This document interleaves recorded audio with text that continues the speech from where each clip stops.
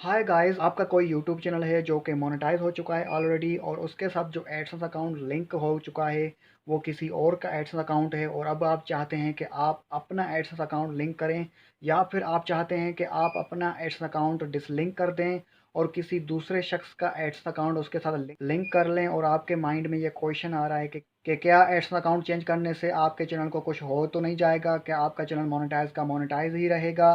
तो भाई, इस सवाल का जवाब है जी हाँ।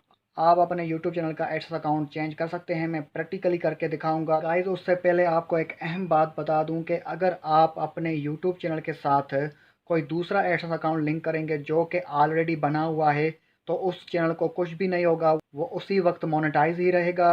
अगर आप कोई नया एड्स अकाउंट बना के उसके साथ लिंक करेंगे तो वो 8 या 10 घंटे लेगा, वो भी एड्स अकाउंट अप्रूव होने में। जैसे ही एड्स अकाउंट अप्रूव हो जाएगा तो आपके चैनल के ऊपर एड्स चलना शुरू हो जाएंगे।